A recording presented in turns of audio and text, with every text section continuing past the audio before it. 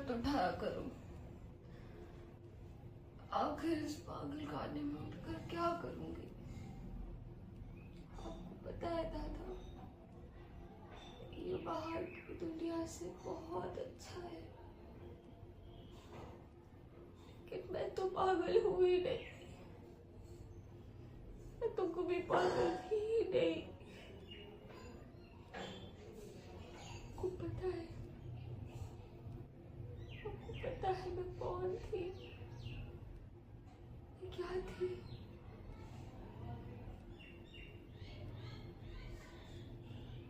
पश्चिम दिशा की ओर दूर एक सुनहरी सी चमचमाती दुनिया थी। उसमें एक बड़ा खुशहाल परिवार और उनके हाथ में कपड़े से लिपटी उनकी नन्ही गुनिया थी। गुनिया का नाम मोना था, जो उस परिवार का इकलौता सोना था। फिर गुनिया 6 साल की हुई, दादी उसकी चुटिया बनाती और वो तैयार होकर अपने दादा के साथ जाती। चाचा उसका खिलौना बनते और चाची उसे कहानियां सुनाती। रात में वो अपने बापू संग सो जाते। सब था गुनिया के पास, फिर भी उसकी दुनिया गोल नहीं थी, कि उस दुनिया का आखिरी हिस्सा माँ, वो तो गुनिया के पास भी नहीं थी।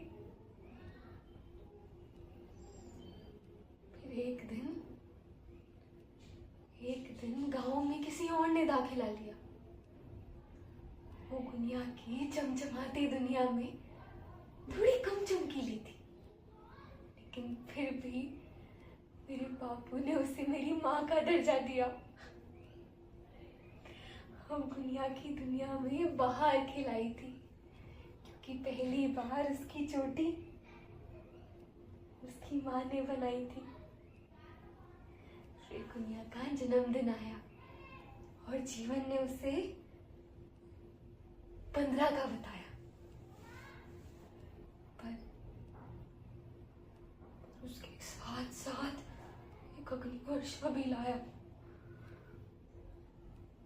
क्योंकि उसके घर में एक नया हीरा है।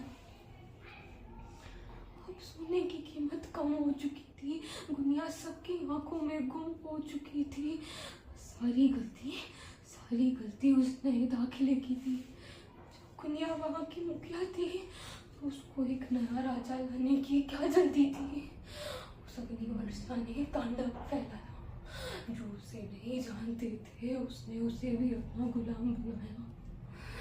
गुनिया का गांव झुलस गया। वो स्वाभिमान की लाश लेकर अकेले हो गई। 7 साल बीत गए। अब गुनिया ने पैर रखा जीवन के एक नए अध्याय में। गुनिया अभी भी रूठी थी, वो अभी भी अंदर से टूटी थी। पर इसकी दुनिया में अब कोई उसको दुनिया कहने वाला आया। तेज आंखें, सुनहरे शीश, सोने सा मन, सूरज सी आंखें और कटीले बदन सा चलने वाला। हम लोग शोर से कहीं दूर रहते थे। जब वो मेरा हाथ पकड़ता था, उसकी महक महसूस कर पाती थी। वो जब छूता था तो मानो गुनिया ही गुम हो जाती थी। मुझे लगा मेरी दुनिया वापस पहले जैसी, पूरी ना सही पर सिर्फ मेरी तो होगी। मेरे बापू को ये भी मंजूर नहीं था। गांव में एक नया दाखिला ले आए। इस बार वो गुनिया की दुनिया में बिल्कुल भी चमकीला नहीं था। भी मेरे बापू ने उसे मेरे पति का दर्जा दिया। अब मुझे बापू से नफरत हो चुकी थी। थोड़े ही दिनों में उनकी हत्या भी हो चुकी थी। मैंने कुछ नहीं किया था, फिर भी सबने मुझे कातिल बोला। अरे किसी को पहाड़ से धक्का देना भी कोई गुनाह होता है क्या भला? फिर भी इस गुनिया की दुनिया में वो रावण ही लिखा था। मेरी शादी उस दाखिले से ही हुई।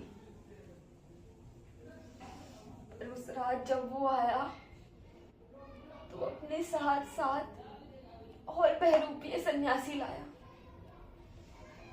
और एक बार फिर हुआ द्रौपदी का चीरहरण। इस बार ना ही कोई सभा थी, ना ही थे कोई प्रियजन। इतना सब कुछ होने के बाद काली को तो आना था। चाहे कृष्ण ना सही, पर एक औरत को, उन पापियों को पाठ तो पढ़ाना था। इतना सब कुछ बीत गया, फिर भी किसी को वो पाप नजर नहीं आया। जब मैंने सबको सुनाया तो सबने मुझे पागल बताया। मैं कह रही हूं आपसे, गुनिया पागल नहीं है। मैं पागल नहीं हूं।